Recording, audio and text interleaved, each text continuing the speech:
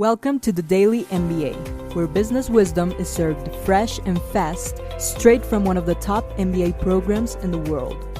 I'll give you summaries of my lectures and readings, as well as the most important insights gained from an MBA, so you can apply all of this knowledge in every business. Let's get started. In today's episode about operations management, I'm going to try to give you a guide for understanding the process performance. So, process performance is basically going to go back to what a single process is, which is something that turns inputs into outputs. And so inputs are usually going to be referred to as flow units, and then the outputs are obviously any good or service. So process performance is in every company, every business that you might think, but what we have to analyze is three key questions usually. First question is, how many customers do I serve, or how many units do I produce per day? The answer to this question is going to be something that's called the throughput. And this is a number of flow units per unit of time, and it's usually going to be seen through a system point of view. The second question that you usually ask yourself is, how many customers are waiting, or how many units do I have as inventory? And this already gives us a hint about the response that we're going to give to this question. It's the inventory. And inventory is going to refer to the number of flow units that are currently in the process. And again, this is going to be like from a systems point of view, how many are still over there. The third and last question that you want to know is, how quickly do I serve my customers, or how quickly do I process a unit? And so the response to this is going to be called the flow time. And this is how long does it take to convert an input into an output. But here, we're going to be considering this more from a flow unit point of view. So, three important questions that are going to give us three important concepts, and I'll summarize them again. One of them is the throughput, so how many do you serve per day? How many are in a specific input of time? Second one is inventory, so how many flow units are in the process? How many are waiting? And then the third one would be the flow time. So how long does it take to convert an input into an output?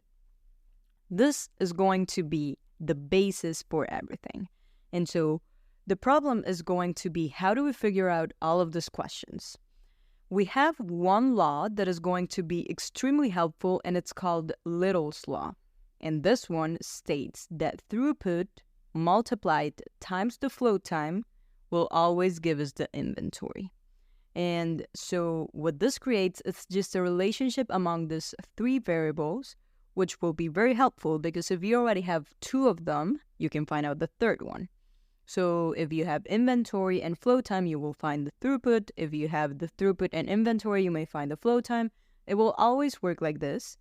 And if we see it visually, we could also plot it like this that I'm just showing you, where you see the flow time, the inventory, and the throughput as a graphical relationship. So flow time is usually going to be the run in basic words. Inventory, it's going to be the rise, and then rise over run is the throughput. So that is the slope. And one hack that I want to give you is that throughput will always be a rate. And that's why I was thinking about it graphically. You're dividing two things. One of them is going to be a number over time. So always your throughput will be whichever number over time. So 10 customers per hour, 10 shirts per minute, stuff like that. You will always have the throughput as a rate. Now, if we want to consider another important concept, it should be capacity. And capacity is going to be, well, first, the easy definition, how much you can do of something at a specific time. But if we consider it mathematically, it's always going to be the reciprocal of the process time rate. So this is going to be something relatively new for me to discover, but you have to be careful when you have capacity of many things. So if you have capacity of parallel resources, so let's say I'm doing a process that involves doing many things at the same time, that is going to be the sum of all your capacities. Because if you can do them all at the same time, you just have a big, big capacity. But if those resources aren't in parallel, but they're in a series, your capacity, it's actually going to be the minimum of the entire series. Because you will always be constrained by the minimum capacity, and the lowest capacity is going to be like your bottleneck. So this is the highest capacity that you will have in the entire process. And what we're going to see is that also the lowest capacity is always the one with highest utilization. So I'll summarize this again. If you have parallel resources, you should add capacities. If you have a series of resources, you should look for the minimum. And this one will be the bottleneck. It's going to be the lowest capacity, and it will mean that it's the highest utilization as well. And now that I'm talking about utilization, I could also give you the equations that you need to know to understand how is the process utilization.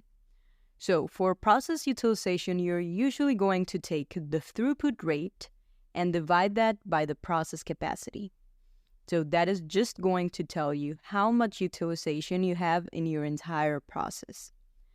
If you want to know your implied utilization, then you would have to take the capacity that you were requested by demand over your available capacity. So this is just implying how much you're going to be utilizing by a specific thing. And lastly, one super important concept that you'll have in mind, and that I'll be bringing even more in my next episodes, is going to be your safety capacity. And so safety capacity, as it sounds, is going to be just the capacity that you have as an extra, just in case something doesn't work out the way you wanted it to. And how we can get it, it's going to be 100% minus your utilization. So all of this are just going to be important concepts when you're studying and analyzing your process, because if you have these numbers, you can see where the mistakes are, where the bottlenecks are, and how much safety capacity you have in case things go wrong. Your minimum flow, it's always going to come from adding all of the flow times in the system. And then you can find the reciprocals from all of this. And the lowest, again, will be your bottleneck, because this, it's technically showing that it's the maximum time that it's taking in a process. And so this thing is slowing you down. And just in case, if you didn't know what bottleneck is, in operations management is, you can imagine a bottle visually is going to be the thing that's slowing everything from going as it should. So bottles are usually thick, but in the bottleneck, you have a small place that's kind of avoiding all of the Coca-Cola from falling over you. But in companies, you may find bottlenecks, which are the processes that are slowing everything down. And what you want to do in any type of company, in any type of industry and service, is identify what is the bottleneck. What is the thing that's slowing you down? What is the thing that has the highest utilization where you can help in order to make this process go faster or better, because this will improve your entire system. Now, the last thing that I want to discuss is that you should be always careful with quality and operational expense. Because I was just mentioning you're always aiming to discover what is your bottleneck. But once you identify it, what some companies do is either first sacrifice quality in order to make things go faster, or you may have lots of operational expenses that might give you a reduced processing time. So those are usually the two approaches for fixing bottlenecks, and it means that improving process performance will always hold trade-offs. So you have to take the best decision that's going to be for your company and your clients. If your clients are always looking for high-quality services, then you can't be sacrificing on quality, of course, and you'll have to involve a lot of operational expenses in order to fix that bottleneck.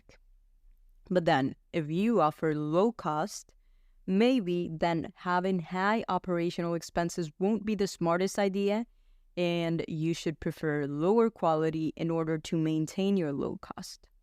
So as you can see, everything is going to be related to trade-offs, but this episode is just to give you a hint on how to analyze first the bottlenecks and then the other important things that we should consider in process performance, which is the throughput, the inventory, and the flow time.